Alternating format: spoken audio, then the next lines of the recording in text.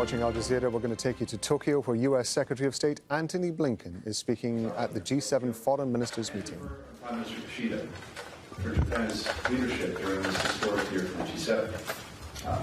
The G7 has strengthened its role as the steering committee of the world's advanced democracies, demonstrating unprecedented unity of purpose and unity of action on the issues that are defining the 21st century. And at another moment of intense challenge for the free world, our security and our values, G7 unity is stronger and more important than ever.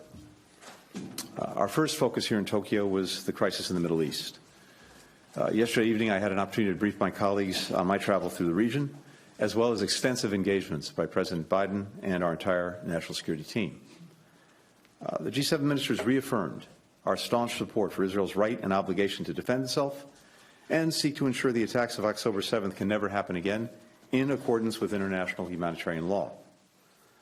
We had in-depth discussions about the steps that we are taking to address urgent needs on the ground. We all agreed that humanitarian pauses would advance key objectives: to protect Palestinian civilians, to increase the sustained flow of humanitarian assistance, to allow our citizens and foreign nationals to exit, and to facilitate the release of hostages. I briefed my colleagues about my conversations with Israeli leaders on pauses and on concrete steps to minimize harm to Palestinian civilians in Gaza and to stop extremist violence in the West Bank. Israel has repeatedly told us that there is no going back to October 6th, before the barbaric attacks by Hamas. We fully agree. As we work with Israel to ensure this, we also are working in the region to deter broader threats to our partners and to our friends. As the President has said, to anyone seeking to take advantage of the crisis in Gaza and spread conflict to other theaters, don't. All of us want to end this conflict as soon as possible, and meanwhile, to minimize civilian suffering. But as I discussed with my G7 colleagues, those calling for an immediate ceasefire have an obligation to explain how to address the unacceptable result it would likely bring about. Hamas left in place with more than 200 hostages, with the capacity and stated intent to repeat October 7th again and again and again. Ultimately, the only way to ensure that this crisis never happens again is to begin setting the conditions for durable peace and security, and to frame our diplomatic efforts now with that in mind. The United States believes key elements should include no forcible displacement of Palestinians from Gaza. Not now, not after the war. No use of Gaza as a platform for terrorism or other violent attacks. No reoccupation of Gaza after the conflict ends. No attempt to blockade or besiege Gaza.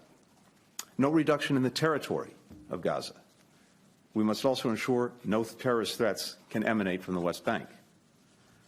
We must also work on the affirmative elements to get to a sustained peace. These must include the Palestinian people's voices and aspirations at the center of post-crisis governance in Gaza. It must include Palestinian-led governance and Gaza unified with the West Bank under the Palestinian Authority.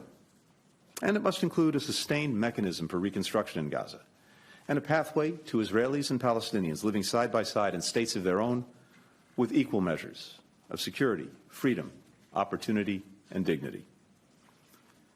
Even as we focus intensely on addressing these urgent challenges, we believe that the time is now to start the conversation about the future. Not tomorrow, not after the war. Today. Because identifying the longer-term objectives and a pathway to get there will help shape our approach to addressing immediate needs. I know it's hard to look ahead in this moment. It is the aim of terrorists to sow chaos, to destroy hope, to destroy lives, and, through human despair, grow their ranks and hijack the political future of the Palestinians. We cannot and we will not let them succeed. Today, we also focused on our enduring support for Ukraine. The G7 has led the world in galvanizing and sustaining that support, and as we told Foreign Minister Kuleba today, Ukraine can count on us. To put Ukraine on a solid foundation for the next year, we must help Ukraine do 4 things at once. First, keep fighting to win back its territory. Second, build a world-class military force to ensure maximum deterrence for the long term, and make clear to President Putin that he cannot and will not outlast Ukraine, and he cannot and will not outlast all of Ukraine's supporters. 28 countries have made concrete commitments to join us in this effort of building a Ukrainian fighting force for the future. Third, kickstart economic recovery and growth, and bring more hope, more opportunity to the Ukrainian people. And fourth, accelerate the reform process to speed Ukraine's path to the European Union and to attract investment.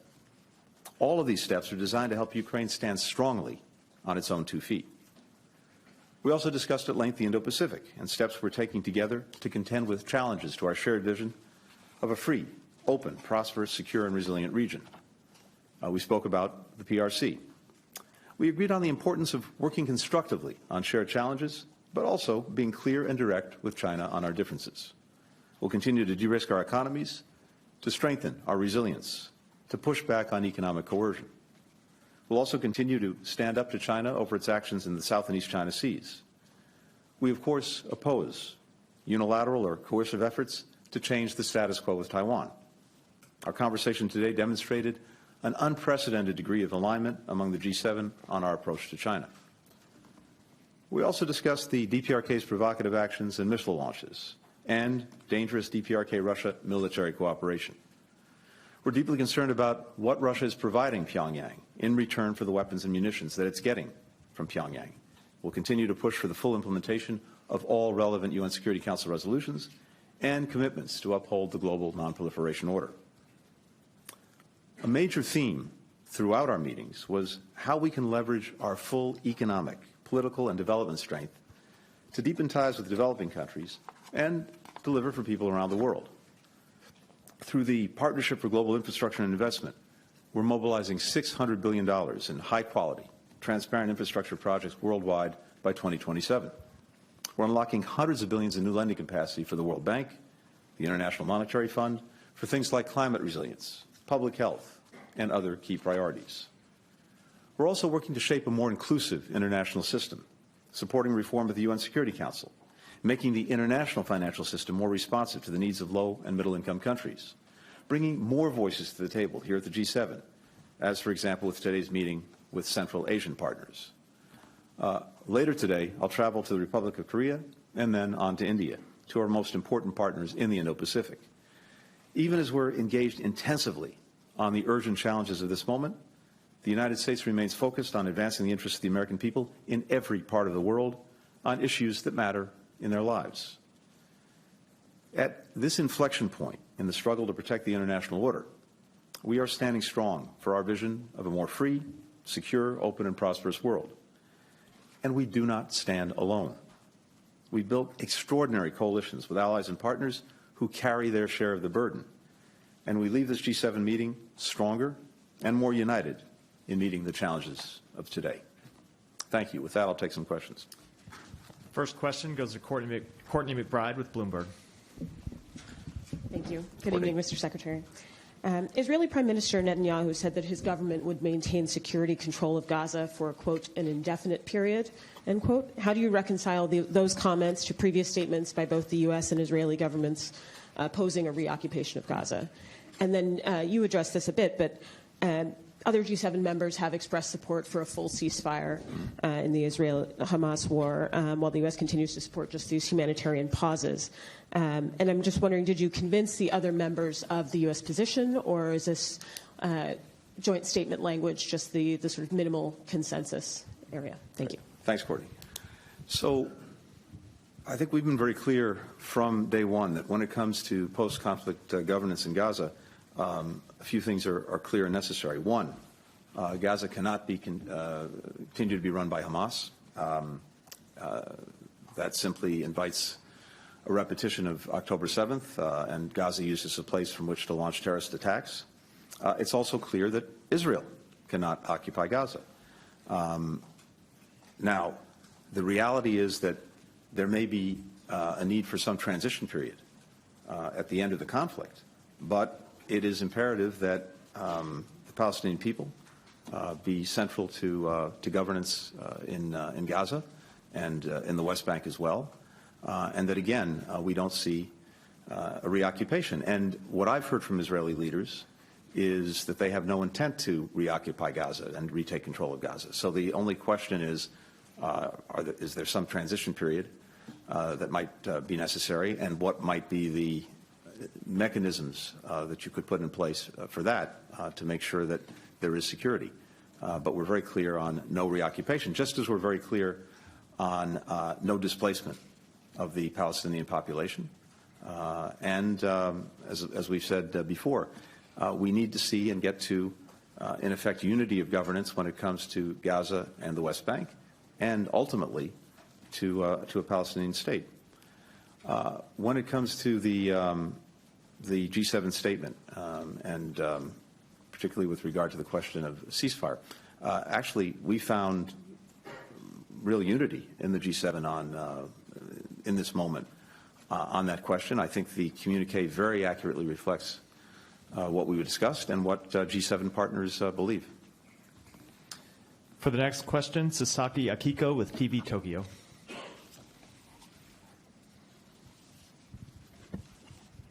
Thank you for this opportunity, and thank you for coming to Japan. So you met with Prime Minister Kishida yesterday, and what role could Japan play in the conflict in the Middle East? And what is the expectation of Japan in this conflict? And also, can a ceasefire agreement be reached between Israel and Gaza? And also, what do you think is the final goal of this conflict? Good. Thank you. First, I was very appreciative of being able to see Prime Minister Kishida and, of course, to spend time, extensive time with the foreign minister. And I can tell you, first, we very much appreciate Japan's engagement in helping to deal with the conflict between Israel and Hamas and the situation in Gaza. I very much welcome the foreign minister's trip to the region, which was important, as well as her unequivocal condemnation of terror, the call for the release of hostages, and the announcement by Japan of $75 million in humanitarian assistance. We had a very productive discussion with the foreign minister and I about important, vital issues like what needs to be done to minimize civilian casualties, to increase the flow even more of humanitarian assistance into Gaza, and to prevent the spread of the conflict to other places. And I think the United States and Japan are very clearly aligned on what needs to be done and what we're working to do together. As I said earlier, in terms of the future, I think there are a few very basic things that everyone would want to achieve. One is that there can't be a return to the situation, the status quo, before October 7th, where Gaza can be used as a platform to launch the most horrific terrorist attacks that anyone can imagine.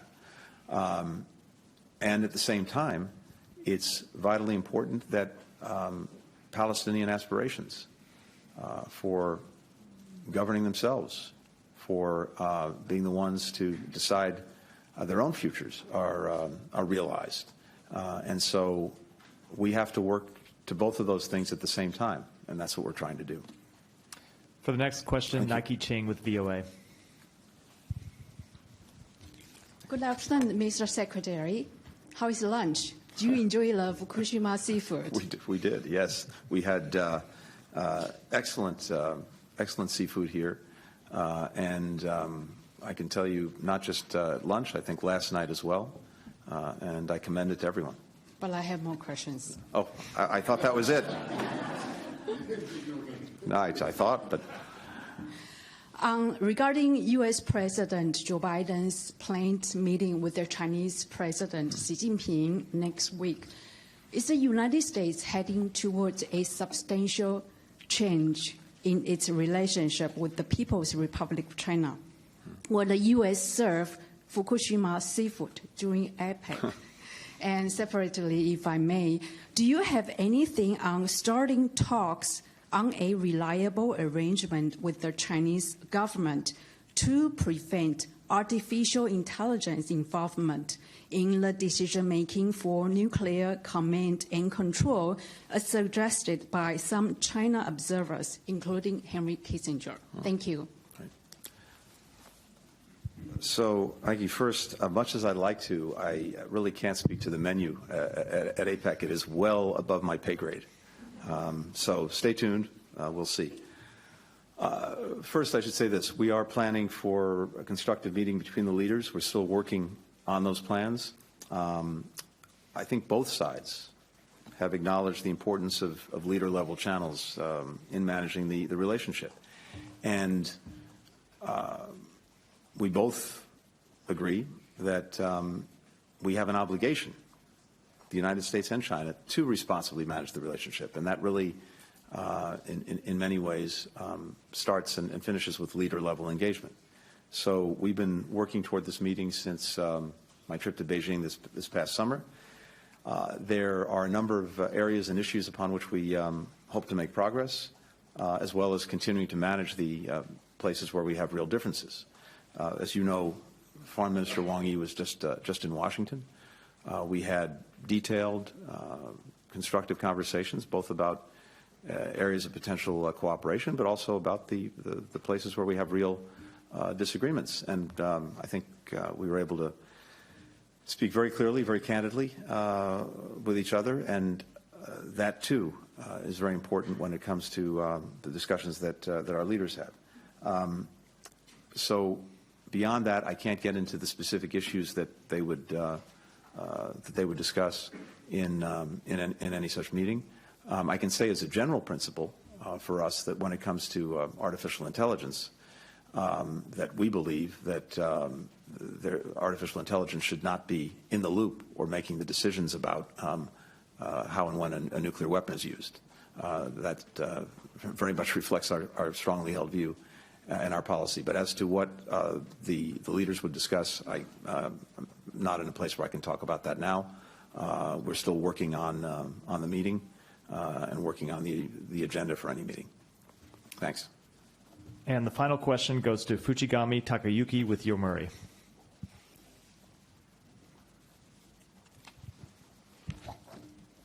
Hi, Secretary. Good evening. Welcome to Japan. Thank you. Since the Hamas attack on Israel, the U.S. has been required to respond on three fronts. As you mentioned, the Indo-Pacific, Ukraine, and the Middle East.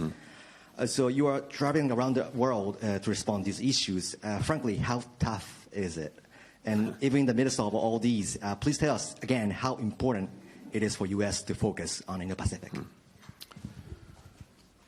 Well, first of all, thank you for reminding me where I am. No, in all seriousness, I have to tell you that I always welcome any opportunity to come to Japan. It's almost no matter the situation.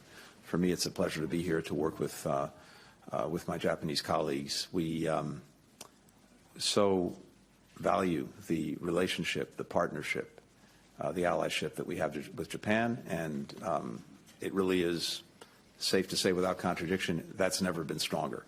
So in many ways, it's always reassuring to be here, even and maybe even especially in times of challenge because of that strong partnership. More broadly, look, I can tell you that we are determined, and we are, as we would say, running and chewing gum at the same time. The Indo-Pacific is the critical region for our future. As I mentioned, just a little over a week ago, Foreign Minister Wang Yi was in Washington for extensive discussions with me, with National Security Advisor Jake Sullivan, with President Biden as well. And we're working, as we just discussed, on a meeting between the leaders at APEC. We, of course, will be spending the entire week next week with colleagues, countries from APEC. Again, a demonstration of our intense focus on the Indo-Pacific. From here, I'm going on to Korea and then going on to India. Again, further evidence of the fact that we're very focused on the Indo-Pacific and will remain so.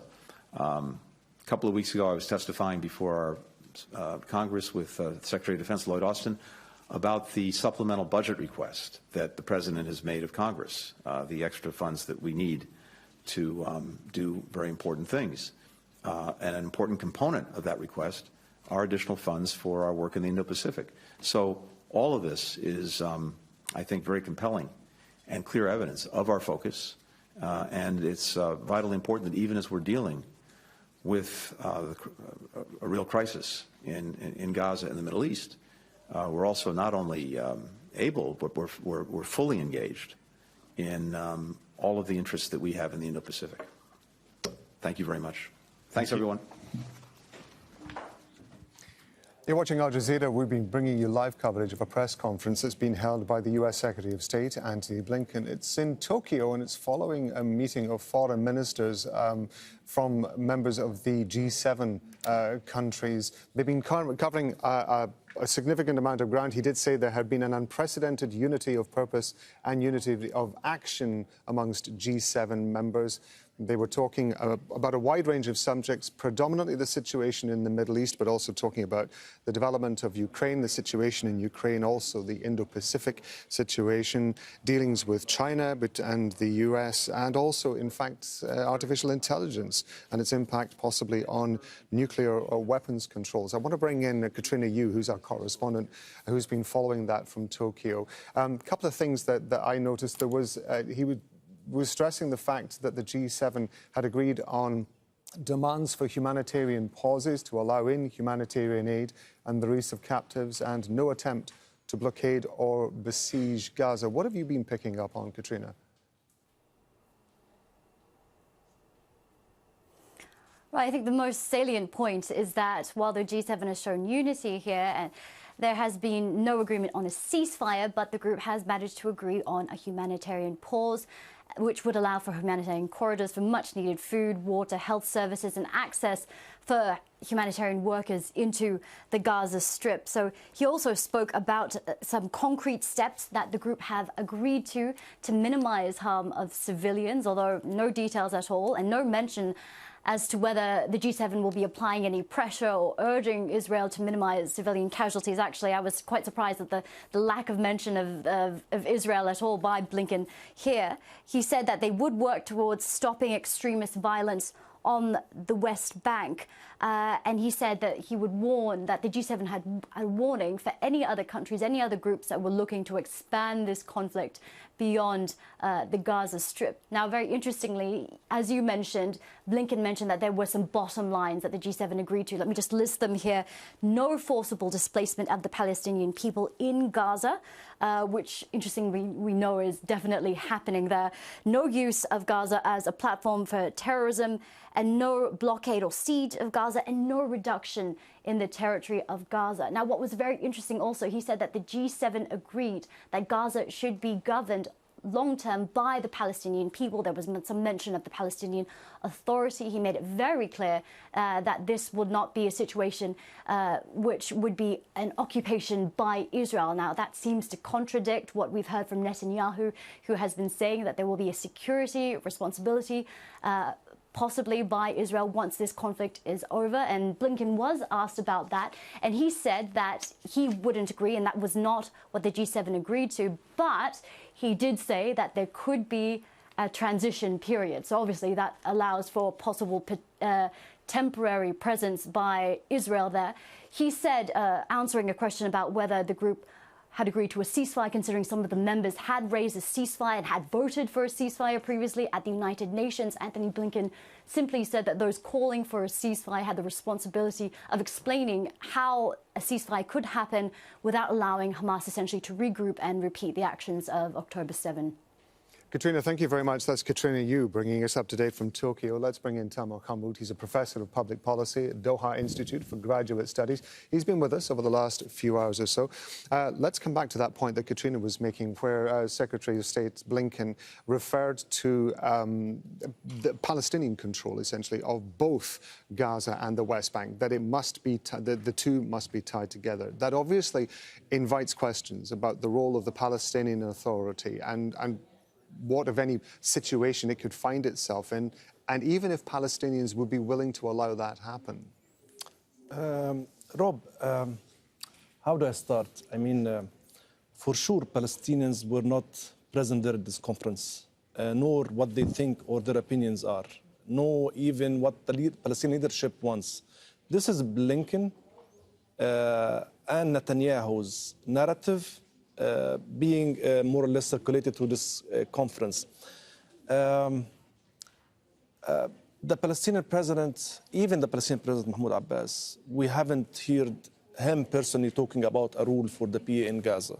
We have heard about some reports circulating, but these were all reports coming out from different media agencies.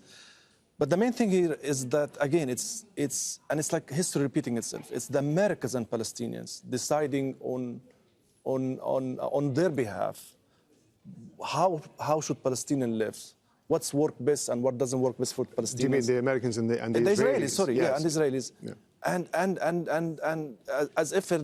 as if they're in control of Palestinian lives and aspirations and whatever Palestinians want. And it's this colonial mentality. It's sad to see, especially, the Americans repeating the same mistakes again. Iraq, Afghanistan, and now they think they can subjugate an entire nation and also decide what's good and what's bad for it, without having any presence of a Palestinian in this conference or a Palestinian view in this conference, a legit view. So again, I'm just astonished. I understand also what's this G7, the context of this conference. And it's the U.S. again disillusional, unable to digest the fact that the world has moved beyond G7. G7 is not controlling the world anymore. There is a multipolar world, emergent one. We have the BRICS, we have China, we have Russia, we have the free nations of the South, and we have seen the UN. The UN is the center of this. It should not be the G7 that takes decision on this matter. It's the UN. We need an empowered UN on this, not a G7. But again, it's again the same colonial mindset. They cannot get beyond it and just admit that the world has changed, and they have to respect the other voices, the other views of the world, the other parties, the big world, the very diverse world we live in, which by large supports Palestine and Palestinian aspirations to be independent, to live free, side by side by Israel. But again, what we have seen is, this is not Blinken, this is the Israeli foreign minister speaking, not Blinken. So Blinken has to really step aside and speaks on the American people's behalf, not on Israel's behalf, because we think bigger of the US's rule and engagement in this process. It should not be an ambassador for Israel. It should be an ambassador for all, a mediator for all, not for Israel. And again, another failure for Blinken and for the U.S. diplomacy under this administration. It brings us also back to this ongoing discussion that we've had over the last few hours about the Benjamin Netanyahu's comment about the security, the maintenance of security within Gaza. At the same time, the US is saying we have no intention of allowing Israel to be an occupying force in Gaza. But it's difficult to understand how Israel could have a military presence inside Gaza to demilitarize the strip without actually effectively occupying it. Rob, I think because, yes, they talk about it, but they really don't know how to implement it. That's the thing. If you look at, good news, relatively, given the scale of the crime here, good news, at least he's committed to no forcible displacement externally or internally. We know internally, yes, it already happened. There is forcible displacement internally, massive one inside the Gaza Strip. I hope it doesn't become external to Egypt or other countries.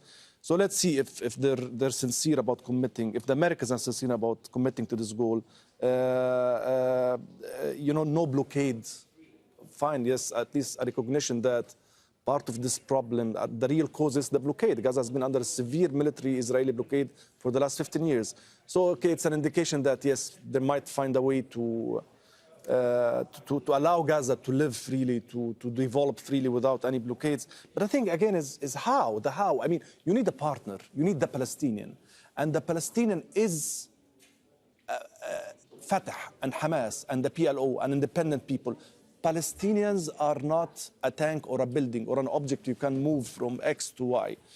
They need to engage with Palestinians. And so far, again, it's history repeating itself. It's de-Baathification in Iraq. They think they can demolish Hamas, topple it down, and get rid of Hamas. You can't. So again, I'm just saddened to hear these positions. And I understand that even most of G7 countries also, they are supporting a ceasefire, not a humanitarian pause. It's only the Americans and the Israelis who want these humanitarian pauses, which means that they want to prolong the war, allow aid to happen, to come in, but they don't want a ceasefire. They're not ready yet to engage in a ceasefire and then a political discussion on the future of Gaza. Tamer Qarmout, we appreciate it. Thank you very much indeed.